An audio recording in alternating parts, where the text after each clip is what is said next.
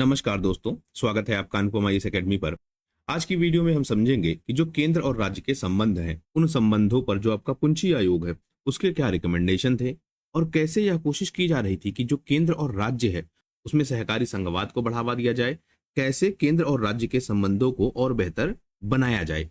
तो आज की वीडियो में बहुत सारी आपको इन्फॉर्मेशन मिलेगी। जैसे सबसे प्रमुख हम देखेंगे कि जो आपका पुंछी आयोग है, उसके सुझाव क्या क्या हैं। इसके बाद इसी के अंतर्गत हम देखेंगे, क्योंकि इसने राज्यपाल से संबंधित बहुत सारे सुझाव दिए हैं, तो राज्यपाल की जो व्यवस्था है उसमें इसके बहुत सारे रिकमेंडेशंस हैं, उसको हम देखेंगे। फिर इसने स्पेशली फोकस किया था राष्ट्रपति शासन पर, उस बात को भी हम देखेंगे कि कैसे कैसे परिवर्तन की इन्होंने बात की थी। तो कुल मिलाकर जो समस्याएं हैं केंद्र और राज्य के बीच, उन समस्याओं को सुलझाने का इन्होंने प्रयास किया था। फिर इन्होंने एक अवधारणा दी थी। अवधारणा क्या? सहकारी संघवाद। तो यह क्या चीज है, इसको भी अभी हम समझते हैं। फिर जो अंतरराज्यीय जल विवाद हैं, उन पे इनका क्या विचार है या इन्होंने क्या सुझाव दिए हैं, वह भी समझेंगे। कुल मिलाकर जो पुंछी आयोग के रिकमेंडेशंस हैं, उनको समझेंगे और कैसे सहकारी संघवाद को बढ़ावा दिया जा सकता है, उस बात की भी हम चर्चा करेंगे। इससे पहले वीडियो में हमने सरकारी आयोग की चर्चा की है, उसके जो प्रावधान है उसको ठीक से समझ लिया है। अब हम आज बात करेंगे पुंछी आयोग की और समझेंगे कि इसकी क्या क्या रिकमेंडेशंस हैं। सबसे पहला तथ्य जो आपसे पूछा जा सकता है कि यह पुंछी आयोग बना कब। हमने इससे पहले बात की थी सरकारी आयोग की, वह कब बना था? 1983 में। 87 में इसने रिपोर्ट सौंपी थी, यह हम देख चुके हैं। अब हम बात कर रहे हैं पुंछी आयोग की, तो यह कब बना था? यह बना था 2007 में। पहला तथ्य। दूसरा, अध्यक्ष कौन है, यानी जो ये पुंछी है, इनका पूरा नाम क्या है? इनका पूरा नाम है मदन मोहन पुंछी। यह भी पूछा जा सकता है। रिपोर्ट कब दी? 2010 में, 3 साल के बाद। इसका काम क्या था? इससे कहा गया था कि आप चेक करिए कि वर्तमान परिप्रेक्ष्य में, मतलब जिस तरह से समाज बदल रहा है, प्लस समाज की जो आवश्यकता है वह बदल रही है, तो उस हिसाब से जो केंद्र और राज्य में संबंध होने चाहिए, उसको कैसे डेवलप किया जा सकता है, और जो वर्तमान संबंध हैं उनकी क्या स्थिति है, उसे इन्हें चेक करना था और पुंछी आयोग बना दिया गया। इसकी जो सबसे खास सिफारिश है वह यह है कि जो सहकारी संघवाद है, इसको बढ़ावा दिया जाए। अब इसका मतलब क्या? सहकारी संघवाद का मतलब यह हो गया कि जो आपका राज्य है और जो आपका केंद्र है, इनके बीच जो अधिकार है प्लस आपका जो दायित्व है, वह क्या हो? बराबर हो। मतलब कोशिश यह की जाए कि राज्यों के पास और केंद्र के पास जो अधिकारों और दायित्वों का बंटवारा है, वह लगभग बराबर हो। अब अधिकार में कई तरह के अधिकार हैं, जैसे प्रशासनिक अधिकार, वित्तीय अधिकार, फंड का डिस्ट्रीब्यूशन किस प्रकार से हो। दायित्वों में भी बात है कि जो अंतरराष्ट्रीय संबंध हैं या फिर जो केंद्र के दायित्व हैं, राज्य के जो दायित्व हैं केंद्र के प्रति, इन सब में बराबर की हिस्सेदारी हो और कोशिश यह की जाए कि राज्यों को जो अधिकार है वह उचित स्तर पर मिलता रहे। इससे पहले जो आयोग बने थे, उनके बनाए जाने के पीछे जो बेस था, वह बेस क्या था? राज्य और केंद्र के बीच में समस्याएं थी, और यह समस्याएं मुख्यतः कब से उभरी? मतलब समस्याएं पहले भी थी, लेकिन उभरी कब? 1967 के बाद। यहाँ पर ऐसा क्या हुआ, जो आपके 9 राज्य हैं, वहां पर गैर कांग्रेसी सरकार आ गई। अब यह कैसे हुआ, या फिर इसका फर्क क्या हुआ? अगर जो आपकी केंद्र में सरकार है और आपकी जो राज्य में सरकार है, वह दोनों किसी एक पार्टी की है, तब क्या होगा? केंद्र जो भी कहेगा राज्य उसको मानेगा, और दोनों यह दिखाने की कोशिश करेंगे कि केंद्र और राज्य के जो संबंध है वो बहुत अच्छे चल रहे हैं। लेकिन अगर केंद्र में ए की सरकार है और राज्य में बी की सरकार है, यानी बी पार्टी की सरकार है, इस केस में क्या होगा? बी पार्टी कोशिश यह करेगी कि केंद्र की जो नीतियां हैं इसको नीचा दिखाया जाए।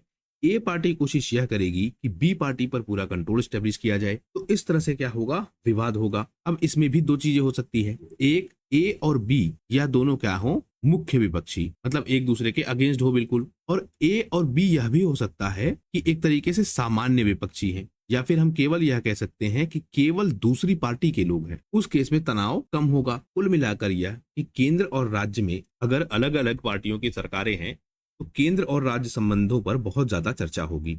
अगर एक ही पार्टी की सरकार है तो चर्चा बहुत ज्यादा नहीं होगी, या हम यह भी कह सकते हैं कि विवाद भी बहुत ज्यादा नहीं होगा, दोनों एक दूसरे की बातों को मानेंगे। 67 के बाद क्या हुआ? 9 राज्यों में आ गई गैर कांग्रेसी सरकार, और केंद्र पर कौन सी सरकार है? कांग्रेस की सरकार। अब इन गैर कांग्रेसी सरकारों ने डिमांड शुरू की, जो मैंने आपको यहां समझाया वही दिक्कत शुरू हो गई। इससे अब समस्या यह आई प्रशासन चलाने में कि केंद्र और राज्य के जो संबंध हैं इनको चेक किया जाए, और आयोग बनाए जाने लगे। हालांकि आयोग हम पहले भी देखते हैं, जैसे संघवाद को लेकर ही एक समिति है या ज्यादा फेमस यह है पंचायती राज व्यवस्था को लेकर, लेकिन हम इसको भी कनेक्ट कर सकते हैं। तो बलवंत राय मेहता समिति, यह कब बनी? 1957 में। इसने भी अपने रिकमेंडेशन दिए थे कि स्थानीय प्रशासन को कैसे मजबूत किया जाए, यानी जो रिलेशन है। और कुल मिलाकर क्या है, जो सूची है जिसमें 3 विषय हैं, इनमें विषयों को 3 हिस्सों में कैटेगराइज किया गया है, राज्य सूची, केंद्र सूची और समवर्ती सूची। इनकी व्यवस्थाओं में परिवर्तन करने के रिकमेंडेशन थे। तो पहले से बात चल रही थी,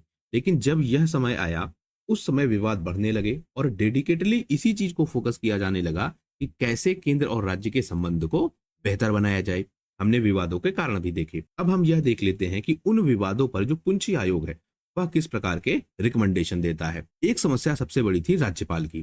क्या समस्या थी? राज्यपाल को यह माना जा रहा था कि यह केंद्र का एजेंट है, और केंद्र का एजेंट होने का मतलब केंद्र सरकार ने इसकी नियुक्ति की है, इसको हटाने की जो शक्ति है वह भी केंद्र सरकार के पास है। यह राज्यपाल क्या करता था? आपातकाल के लिए रिक्वेस्ट भेजता था, किसके पास?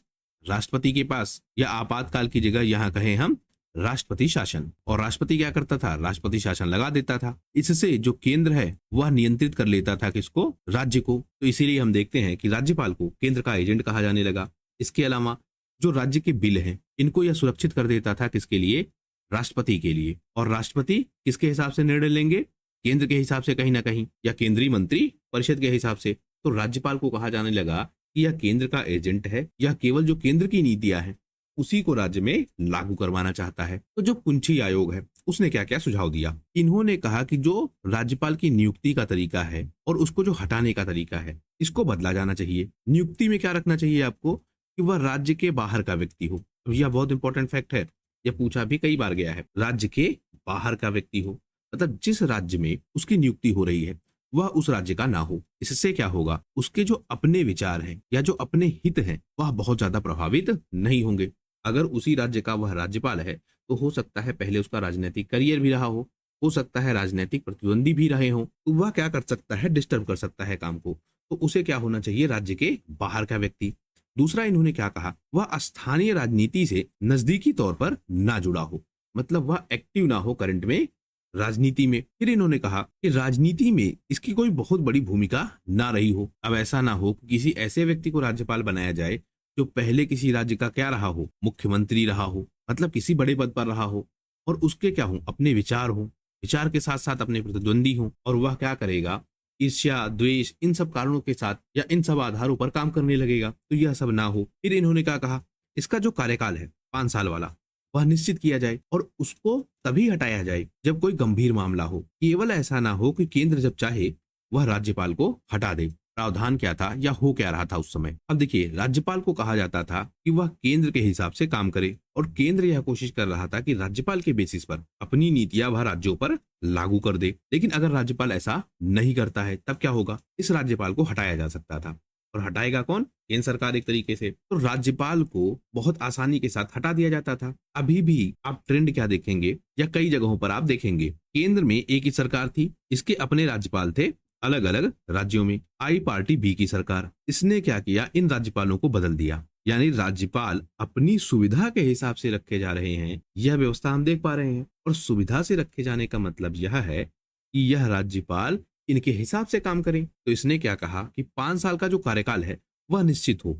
ऐसा ना हो कि केंद्र सरकार की केवल इच्छा से ही इनको हटा दिया जाए। फिर राज्यपाल को अगर हटाना है तो महाभियोग चलाओ। राज्यपाल ने कुछ ऐसा गलत किया हो तभी जाकर उसको हटाओ, महाभियोग चलाओ, संसद में बिल लाओ, बिल लाकर उस पर बहुमत लाओ, बहुमत में भी कौन सा बहुमत? विशेष बहुमत लेके आइए, तब जाकर आप राज्यपाल को हटा सकते हैं। तो जो राज्यपाल का पद है उसकी सुरक्षा सुनिश्चित हो और राज्यपाल निष्पक्ष हो, इस बात की इन्होंने पूरी कोशिश की। फिर यह कहते हैं कि जो आपका राज्यपाल है इसका रवैया पक्षपातपूर्ण है, यह दिखता है हमको। यानी राज्यपाल किसी एक पार्टी को सपोर्ट कर रहा होता है। अब यहाँ क्या चैलेंज है? मान लेते हैं चुनाव होता है और चुनाव के समय राज्य की जो कुल सीटें हैं वह 400 हैं फॉर एग्जाम्पल। अब किसी पार्टी को सरकार बनानी है, सरकार बनाने के लिए इसको चाहिए कितनी?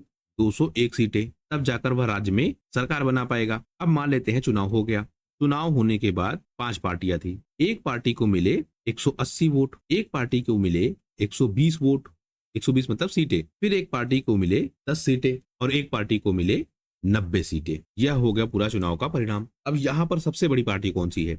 ए पार्टी है, लेकिन बहुमत सिद्ध करने के लिए कौन बुलाएगा? राज्यपाल बुलाएगा। तो राज्यपाल ने क्या किया? बी पार्टी को बुला लिया, क्योंकि बी पार्टी उसकी फेवरेट थी। और बी पार्टी ने क्या किया? डी पार्टी के साथ गठबंधन कर लिया, दोनों आपस में जुड़ गए। अब यहाँ पर जो सीटें थी वह कितनी हो गई? 210 सीटें। मतलब यह पार्टी क्या करेगी? बहुमत सिद्ध कर ले जाएगी। होना क्या चाहिए था? सबसे पहले इस पार्टी को कहा जाना चाहिए था कि आप अपना बहुमत सिद्ध कीजिए। हो सकता है यही पार्टी इस पार्टी से गठजोड़ कर लेती, गठबंधन इनका भी हो सकता था। तब क्या स्थिति बनती? ऐसी पार्टी की सरकार होती या ऐसे गठबंधन की सरकार होती जिसके पास 270 सीटें हैं। मतलब यह बड़ा ग्रुप था, लेकिन केवल राज्यपाल की इच्छा से या केवल राज्यपाल के विचार के कारण सरकार पलट गई। अब यह शक्ति है राज्यपाल की। तो क्या हो रहा है? राज्यपाल का जो रवैया है वह पक्षपातपूर्ण है। इस बात के लिए जो पुंछी आयोग है उसने रिकमेंडेशन दिया। उसने क्या कहा कि जो अनुच्छेद 163 का प्रयोग है, जिसमें यह रखा गया है कि राज्यपाल की विवेकाधिकार शक्ति है, जैसा मैंने आपको बिल वाले इशू में बताया। कोई बिल आया, विधानसभा में पास हुआ, पास होने के बाद राज्यपाल ने क्या किया? उसको राष्ट्रपति के पास भेज दिया। दूसरा, इसमें प्रावधान क्या है? प्रावधान यह है कि राज्यपाल की सहायता के लिए होगा मंत्री परिषद। यह हम बात कर रहे हैं स्पेशली अनुच्छेद 163 की, कि राज्यपाल की सहायता के लिए होगा मंत्री परिषद। राज्यपाल इनकी मदद से ही काम करेगा, इनकी जो सलाह होगी उसी के हिसाब से काम करेगा। लेकिन राज्यपाल का क्या होगा? विवेकाधिकार शक्ति। अगर राज्यपाल मंत्री परिषद के किसी सलाह से संतुष्ट नहीं है तो वह अपने विवेक से भी निर्णय ले सकता है। तो इसने क्या कहा कि जो यह विवेकाधिकार की शक्ति है यह नेक नियत के साथ होना चाहिए। मतलब विवेकाधिकार की जो शक्ति है जो राज्यपाल के पास है कि वह मंत्री परिषद को बाईपास करके अपने हिसाब से निर्णय ले सकता है, इसके पीछे जो कारण हो या फिर ऐसे निर्णय लेने के पीछे जो कारण हो वह नेक नियति से यानी ईमानदारी के द्वारा लिया जाए, सतर्कता द्वारा संतुलित हो, बैलेंस्ड होना चाहिए। ऐसा ना हो कि केवल मंत्री परिषद के हिसाब से काम नहीं करना है, इसलिए क्या किया उसने? विवेकाधिकार शक्ति का प्रयोग कर लिया। तो बैलेंस होना चाहिए। फिर इन्होंने कहा कि अगर विधानसभा में कोई विधेयक पास हुआ हो तो राज्यपाल यह तय करे 6 माह के अंदर वह चाहे तो अपनी सहमति दे, चाहे उसको राष्ट्रपति के विचार के लिए सुरक्षित रखे, लेकिन अपने डिसीजन वह दे। क्योंकि अगर राष्ट्रपति के विचार के लिए सुरक्षित रख लिया तो अब जिम्मेदारी है राष्ट्रपति की। तो या तो राज्यपाल अपना निर्णय दे दे या फिर यह तय कर दे कि किसके पास जाएगा। और अगर राष्ट्रपति के पास चला गया तो अब राष्ट्रपति की जिम्मेदारी है कि वह एक समय सीमा के अंतर्गत अपना निर्णय दे। फिर इन्होंने क्या कहा? राज्यपाल के साथ एक समस्या और है कि जो राज्यपाल है इसका रवैया कैसा है? पक्षपातपूर्ण। तो इसके लिए क्या हो सकता है? अगर त्रिशंकु विधानसभा है जिसकी चर्चा अभी हमने पीछे की, ए पार्टी के पास इतनी सीटें, बी पार्टी के पास इतनी और सी के पास इतनी, अगर ऐसी कोई दिक्कत हो तो क्या करना चाहिए? जिस दल का सबसे बड़ा समर्थन है या जो सबसे बड़ा समूह है दलों में, जैसे हमने पीछे बात की थी कि 180 सीटें थी उसके पास, तो सबसे पहले उसको सरकार बनाने के लिए बुलाना चाहिए। यानी जो सबसे बड़ा दल है सबसे पहले उसको बुलाइए सरकार बनाने के लिए। अगर कोई ऐसा गठबंधन हुआ है जो चुनाव से पहले ही हो चुका है, जैसे ए बी सी डी, अब क्या था? इसको 180, इसको 120, इसको 10, इसको 90, ये हमने पीछे देखा। अगर पहले से ही गठबंधन था चुनाव पूर्व तो इसको क्या देखना चाहिए? एक दल के रूप में। ऐसा ना हो कि जो चुनाव के बाद गठबंधन बन रहा है उस पर ज्यादा प्रेफरेंस हो, ना कि चुनाव से पहले जो गठबंधन बना था उस पर। क्या समस्या है इससे? इन दोनों ने तय किया था कि मिलकर हम लोग चुनाव लड़ेंगे, पहले से तय था, गठबंधन इन्होंने कर रखा था, चुनाव लड़ा, चुनाव का परिणाम आ गया। लेकिन बी ने क्या किया? इसके लोगों को या इस पार्टी को अप्रोच किया कि देखिए जो मंत्री के पद हैं, अब ऐसे ही होता है, जो मंत्री के पद हैं इसमें 50% पद आपके, 50% मेरे। पहले ही मेरे पास 120 सीटें हैं, लेकिन 50% मंत्री के पद हम आपको दे देंगे। इसमें भी जो प्रमुख विभाग हैं वह भी हम आपको दे देंगे। तो आप क्या करिए? हमारे साथ जुड़ जाइए। यहाँ पर क्या दिक्कत है? इसके पास 180 सीटें, इसके पास 90 सीटें। अब क्या होगा? मंत्री परिषद का जब बंटवारा होगा या शक्तियों का जब बंटवारा होगा तो जाहिर सी बात है एक पार्टी को ज्यादा सीटें मिलेंगी, बी पार्टी को कम। तो बी पार्टी ने क्या देखा? अगर इसके साथ गठबंधन कर रहे हैं तो 50% हमको क्या मिल रहा है? मंत्रियों की सीटें या मंत्रियों के पद, और उसमें भी हमको अच्छे अच्छे विभाग भी मिल रहे हैं। अगर हम ए पार्टी के साथ जुड़ते हैं जिसके साथ पहले से जुड़े थे तो हमारे साथ क्या होता? हमको मिलती आधी सीटें, इसकी मंत्रियों की ए पार्टी के पास ज्यादा होता और हम लगातार दबाव में रहते ए पार्टी के साथ, क्योंकि ए पार्टी का प्रभुत्व रहता। तो इन्होंने क्या देखा? यहाँ इनको समानता ज्यादा मिल रही है या ज्यादा इनको अधिकार मिल रहे हैं। इन्होंने क्या किया? इनके साथ गठबंधन कर लिया और सरकार बना दी। तो कहा क्या गया कि अगर कोई चुनावपूर्ण गठबंधन हो तो इसको एक दल के रूप में माना जाए और सबसे पहले उसको बुलाया जाए जिसके पास सबसे ज्यादा सीटें हैं। फिर इन्होंने क्या कहा कि अगर चुनाव हो गया, चुनाव के बाद बहुमत ना बन पाए और जो मुख्यमंत्री का चुनाव है उसमें समस्या आ रही है, तो क्या करना चाहिए? सबसे पहले उसको बुलाइए जिसके पास सबसे बड़ी पार्टी है या सबसे ज्यादा सीटें हैं। फिर अगर ऐसा नहीं होता है तो चुनाव के बाद गठबंधन जो हो उसके हिसाब से पार्टी बनाई जाए। कुल मिलाकर यह है कि अगर चुनाव से पहले गठबंधन बना है तो पहला प्रेफरेंस उसको दीजिए, दूसरा प्रेफरेंस किसको दीजिए?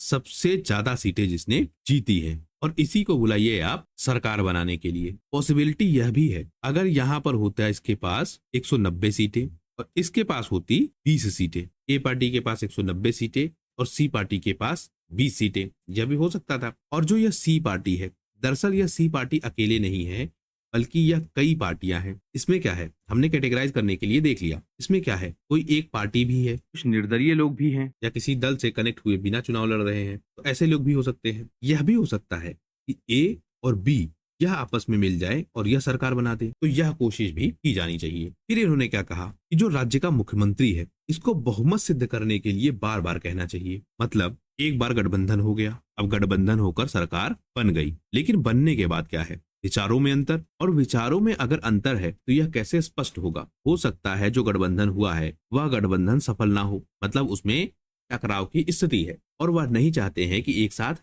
काम करें, तो अलग कैसे हो? उसको क्या कहना चाहिए राज्यपाल को कि वह साबित करे कि उसका बहुमत है कुछ समय के अंतराल पर। जैसे पार्टी बन गई, सरकार बन गई, सरकार बनने के बाद एक एग्जाम्पल के लिए कि एक साल के बाद कहे कि अपना बहुमत सिद्ध कीजिए। बहुमत सिद्ध करने की स्थिति में क्या होगा, इसको यह सिद्ध करना होगा कि इसके पास इतनी सीटें हैं, और अगर ऐसा हो जाता है तो उसका बहुमत है, वह सरकार चलती रहनी चाहिए। अगर ऐसा नहीं होता है तो क्या करना चाहिए? सरकार का विघटन हो जाना चाहिए, यानी विधानसभा का विघटन होना चाहिए। तो राज्यपाल को ऐसा बार बार कहते रहना चाहिए। अगर राज्य की जो मंत्री परिषद है वह सलाह दे तो उसके खिलाफ जाकर भी जो राज्य मंत्री है उस पर अभियोग दर्ज करने की सहमति देने का अधिकार भी किसके पास होना चाहिए? राज्यपाल के पास। अब देखिए, अगर कोई मंत्री है तो उस पर अभियोग नहीं दर्ज होगा कब तक? कार्यकाल के दौरान। कार्यकाल किसका? सदन का। और यह किस पर लागू होता है? सिविल केसेस पर यह प्रावधान है। यह क्या कह रहा है कि जो आपका राज्यपाल है उसको अधिकार होना चाहिए कि वह किसी मंत्री के खिलाफ क्या कर दे?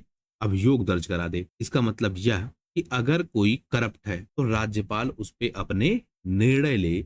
ऐसा ना हो कि ऐसी व्यवस्थाएं जो है, जो कोई विशेष अधिकार देती है मंत्रियों को या सदन के सदस्यों को, उन अधिकारों के कारण कोई ऐसा व्यक्ति जो अपराधी है, जो गलत कर रहा है, वह ना छूटे। तो यहाँ भी राज्यपाल को शक्ति देने की बात की गई। इसके बाद जो राज्यपाल है वह क्या होते थे? जो विश्वविद्यालय हैं, यूनिवर्सिटीज हैं, उनके कुलपति के रूप में भी काम करते थे। उन्होंने कहा कि इस परंपरा का अंत होना चाहिए, ऐसा नहीं होना चाहिए। फिर इन्होंने बात की राष्ट्रपति शासन की। यह कह रहे हैं कि जो अनुच्छेद 355 है, अनुच्छेद 355 का मतलब संघ का कर्तव्य, यह संघ की जिम्मेदारी है कि राज्य सही तरीके से चलते रहे। यह दिया गया है कहाँ? संविधान में। अब इसका प्रयोग करता है संघ।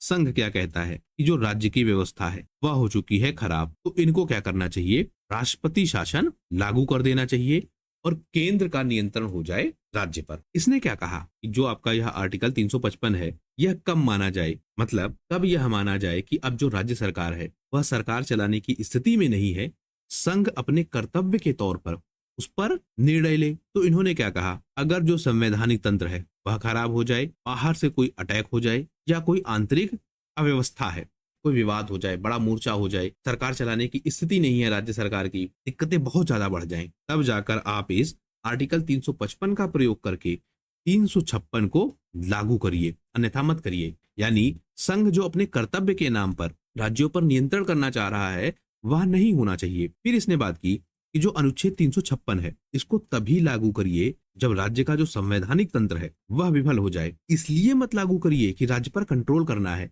बल्कि इसलिए लागू करिए कि इस व्यवस्था को ठीक करना है। आपका जो अप्रोच है उस अप्रोच को बदल के करना होगा। अप्रोच क्या था? 356 लागू करके राज्यों पर नियंत्रण करना। लेकिन इन्होंने कहा कि 356 का प्रावधान इसलिए नहीं है कि राज्यों पर कंट्रोल करना है, बल्कि इसलिए है कि राज्यों की जो व्यवस्था खराब हो गई है उसको सही करना है। फिर एक मामला बहुत फेमस हुआ इसमें, 1994 का मामला था, एसआर बम्बई मामला। इसमें सुप्रीम कोर्ट ने कुछ निर्देश दिए थे। इन्होंने कहा उन निर्देशों का पालन किया जाना चाहिए।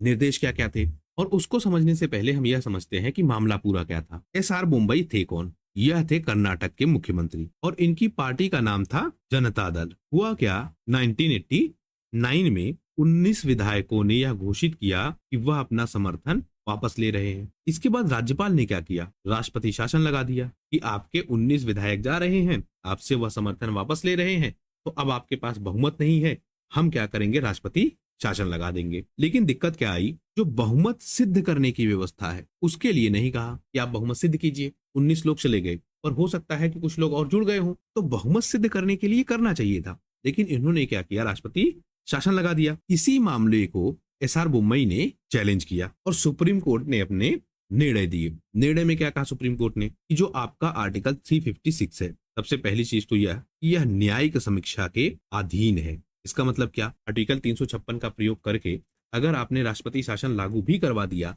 फिर भी यह न्यायिक समीक्षा का विषय है, इसको न्यायालय में चैलेंज किया जा सकता है और न्यायालय इस पर अपनी जांच करेगी। दूसरा, इन्होंने कहा कि ठोस आधार होना चाहिए इस बात का, अगर आप कह रहे हैं कि जो संवैधानिक तंत्र है वह विफल हो चुका है, वह खराब हो चुका है, तो ठोस आधार होना चाहिए आपके पास। फिर इन्होंने क्या कहा कि जो बहुमत सिद्ध करने की बात है वह केवल और केवल कैसा होना चाहिए, फ्लोर टेस्ट के माध्यम से। फ्लोर टेस्ट मतलब विधानसभा में बहुमत सिद्ध होना चाहिए, तभी जाकर यह माना जाएगा। विधानसभा के बाहर अगर आपको ऐसा लगता है कि बहुमत नहीं है, आपको लगता है कि सरकार गिर चुकी है, आपको लगता है कि बहुत सारे विधायक जा चुके हैं, इस आधार पर आप राष्ट्रपति शासन नहीं लागू करवाएंगे, बल्कि फ्लोर टेस्ट आपको करवाना होगा। अगर फ्लोर टेस्ट में वह अपना बहुमत नहीं साबित कर पाते हैं, तभी आपको हटाना होगा। इसके बाद जो राज्यपाल की रिपोर्ट है किसी राज्य को लेकर, वह की जानी चाहिए सार्वजनिक, जनता भी तो जाने कि किस तरह के डिसीजन आ रहे हैं। ये जो 356 का प्रयोग है, अगर इसको गलत तरीके से किया जाता है तो इसको माना क्या जाएगा, संविधान का उल्लंघन, और फिर उसके हिसाब से कार्यवाही होगी। यानी जो संघवाद का ढांचा है उसको बहुत मजबूत किया। तो इन्होंने भी क्या कहा, पुंछी आयोग ने, कि जिस तरह के रिकमेंडेशन मिले थे उसके हिसाब से ही काम करना चाहिए। ऐसा ना हो कि जबरदस्ती किसी राज्य पर आर्टिकल 356 लाद दिया जाए और वहां पर जो राष्ट्रपति शासन है उसको लागू कर दिया जाए। 352 और 356 का प्रयोग स्थानीय आपातकाल के रूप में किया जाना चाहिए। फिर यह कहते हैं कि जो राज्य के विधेयक है इसको राष्ट्रपति के पास भेज दिया जाता है और राष्ट्रपति के लिए इसको आरक्षित कर लिया जाता है, यह भी समस्या है। तो इन्होंने क्या कहा कि जो यह 6 माह वाली बात है यह राष्ट्रपति पर भी लागू हो। एक कोई बिल है, बिल को राज्यपाल ने क्या किया, राष्ट्रपति के पास भेज दिया और राष्ट्रपति इसको कितने भी समय के लिए अपने पास सुरक्षित रख सकते हैं। तो इन्होंने क्या रिकमेंडेशन दी कि राष्ट्रपति के लिए भी समय तय हो, और समय कितना हो, 6 माह का।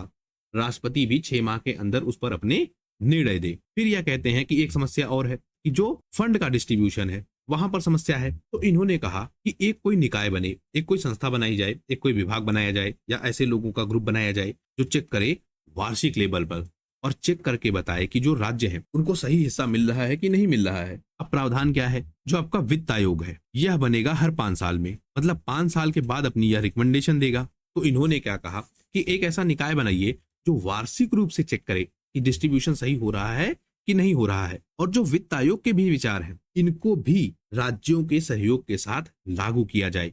यानी ऐसा ना हो कि वित्त आयोग ने जो रिकमेंडेशन दे दी है, केंद्र ने उसको अपनी सुविधा के हिसाब से या फिर केवल अपने हिसाब से उसको लागू कर दिया है, उसमें राज्यों का भी सहयोग हो, राज्य भी उसमें अपने विचार रख सके। फिर एक विशेषज्ञ समिति बनाई जाए और यह कोशिश यह करे कि जो योजनागत खर्च हैं और जो गैर योजनागत खर्च हैं, अब इसका मतलब क्या, आपका आता है बजट, और बजट में यह बात डिफाइन की जाती है कि यह योजना आएगी, योजना के तहत फंड का एलोकेशन होता है। फिर कुछ ऐसे एलोकेशन भी होते हैं जो योजना में नहीं है, मतलब पहले से डिफाइन नहीं है, इनके लिए भी फंड एलोकेशन होगा, मतलब इनके लिए भी पैसा खर्च किया जाएगा।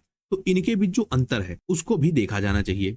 अब यहाँ क्या दिक्कत थी, सड़क बननी है और सड़क कहाँ बननी है, राज्य में। केंद्र ने क्या किया, फंड एलोकेट किया, कितना, 5,000 करोड़ फॉर एग्जाम्पल। अब यह कहाँ आएगा, योजनागत खर्च में, और इससे कहीं ना कहीं जो राज्य सरकार है इसको सहमति मिलेगी, किसकी, जनता की, क्योंकि राज्य में सड़क बन रही है। केंद्र ने क्या किया, एक कोई दूसरी योजना चला दी छोटी सी, या किसी और तरीके से 5,000 करोड़ रुपया ही खर्च कर दिया राज्य के लिए, और यह पैसा मिल गया किसको, जनता को, डायरेक्ट या डीबीटी के माध्यम से उनके खाते में पहुंच गया। अब कोई ऐसी योजना भी आ गई, अब किसके प्रति जनता समर्पित होगी, या जनता किसको ज्यादा सपोर्ट करेगी, केंद्र को।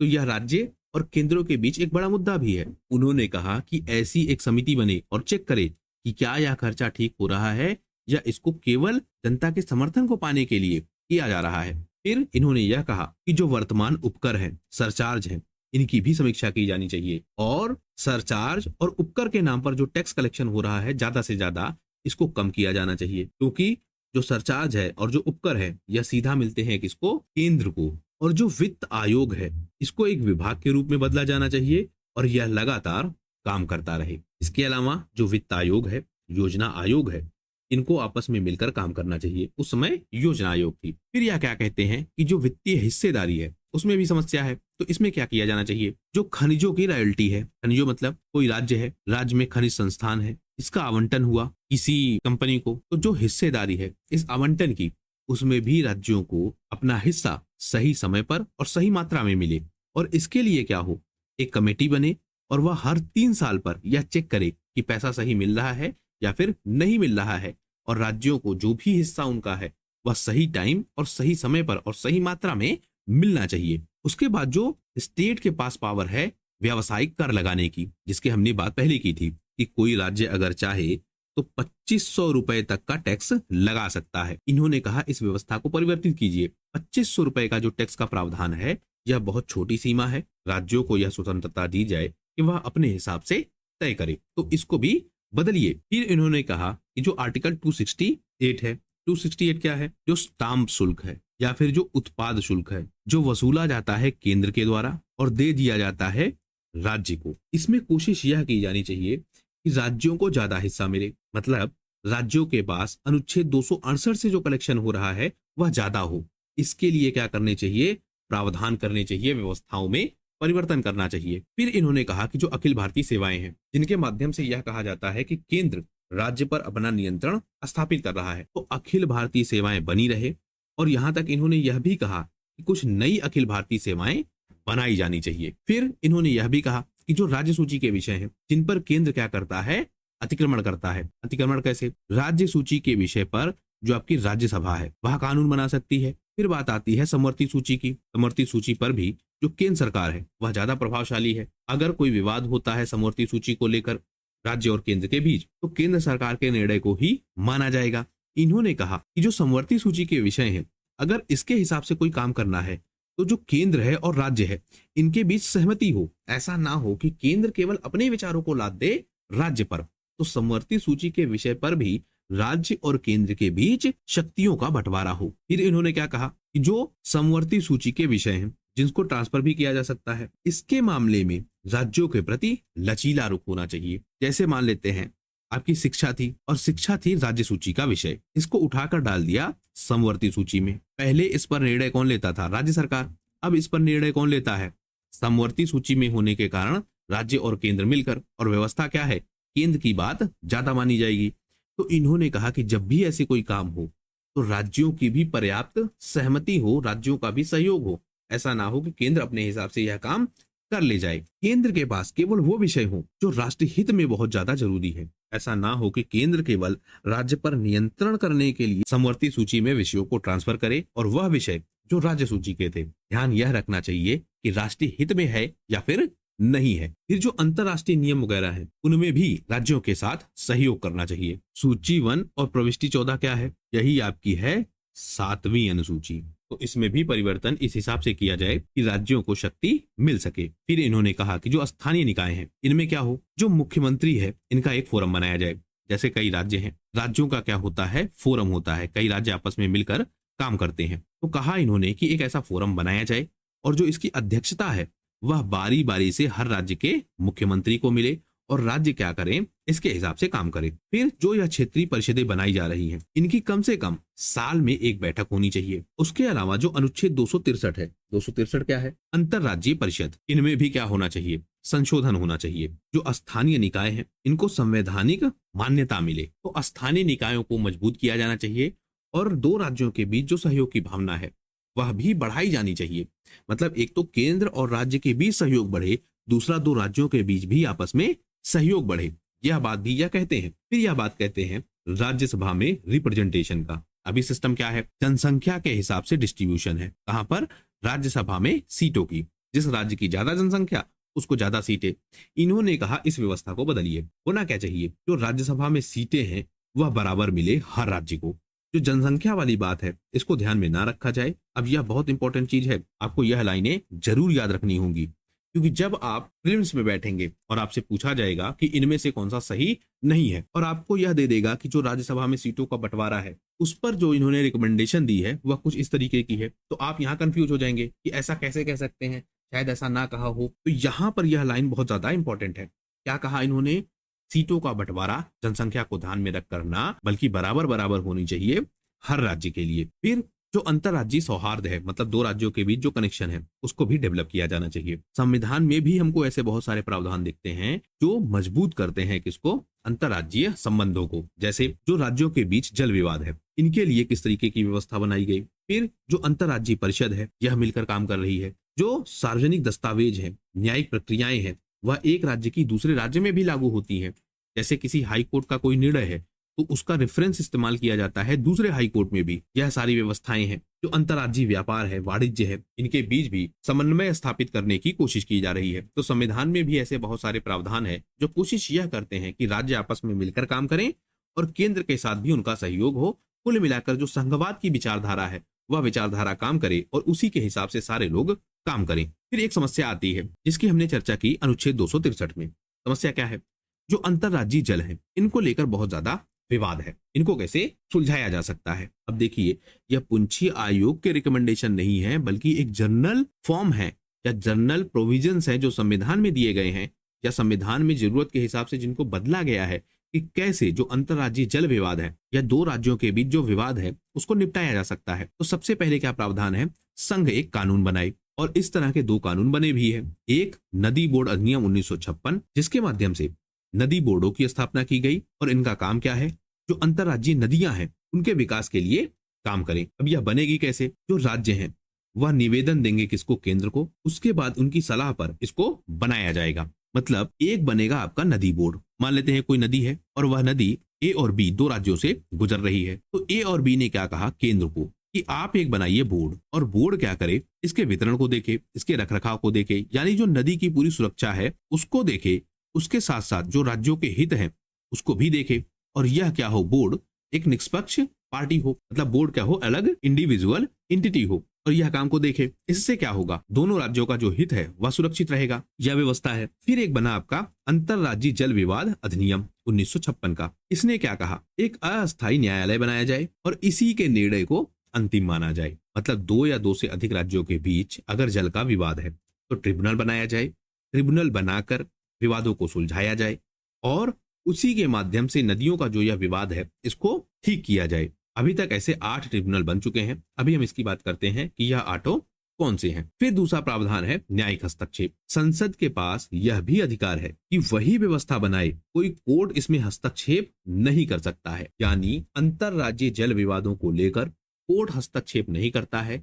संसद कानून बनाकर, संसद व्यवस्थाएं बनाकर ऐसे निर्णय लेता है जिनके माध्यम से इन दिक्कतों को सॉल्व किया जाए। लेकिन अगर कोई लीगल राइट जुड़ा है, यानी जल विवाद को लेकर कोई लीगल राइट है, उस केस में जो आपका सुप्रीम कोर्ट है वह हस्तक्षेप भी कर सकता है। अब यहाँ दो स्थितियां आएंगी। आपसे कहा जाएगा कि किसी भी स्थिति में हस्तक्षेप नहीं कर सकता है या हस्तक्षेप नहीं कर सकता है सामान्यता, तो सामान्यता हस्तक्षेप नहीं करेगा। लेकिन अगर किसी का विधिक अधिकार यानी किसी का लीगल राइट वहां से इफेक्ट हो रहा है, उस केस में जो आपका सुप्रीम कोर्ट है वह इंटरवेंशन करेगा। अब हम बात कर लेते हैं उन 8 ट्रिब्यूनल्स की। एक है आपका कृष्णा जल विवाद। यह कब बना? 1969 में। आपको 2-3 चीजें यहां याद रखनी है, या फिर आपको पूरा चार्ट ही याद रखना है, बहुत इंपॉर्टेंट है। विवाद कौन सा है, बना कब, मतलब यह ट्रिब्यूनल कब बना, और उसके अलावा यह किन किन राज्यों से संबंधित है। तो कृष्णा नदी का विवाद किसके बीच है? महाराष्ट्र, कर्नाटक और आंध्र प्रदेश के लिए। इसके लिए ट्रिब्यूनल बना। कब बना? 1969 में। 1969 में ही एक दूसरा ट्रिब्यूनल बना। कौन सा? गोदावरी नदी के लिए। यह किसके बीच है? महाराष्ट्र, कर्नाटक, आंध्र प्रदेश और फिर 2 यह राज्य मध्य प्रदेश, उड़ीसा, यह तीनों इसमें भी हैं। फिर बना आपका 1969 का नर्मदा जल विवाद न्यायाधिकरण। यह किसके बीच है? महाराष्ट्र यहां भी है, राजस्थान, गुजरात और मध्य प्रदेश। फिर रावी के लिए बना, रावी और व्यास नदी के लिए। यह बना कब? 1986 में। तो यह तीनों एक साथ बने। फिर बना 1986 में, और यह किन के बीच है? पंजाब और हरियाणा के बीच। फिर आया आपका कावेरी जल विवाद, बहुत चर्चा में रहता है। यह बना 1990 में। कर्नाटक, केरल, तमिलनाडु और पुडुचेरी से यह कनेक्टेड है। फिर द्वितीय कृष्णा जल विवाद न्यायाधिकरण। पहला कौन सा था? यह वाला। यह हो गया आपका दूसरा। यह बना 2004 में। किसके बीच है? महाराष्ट्र, कर्नाटक और आंध्र प्रदेश, जिनके बीच में पहला वाला था। फिर बना आपका वंशधारा जल विवाद न्यायाधिकरण।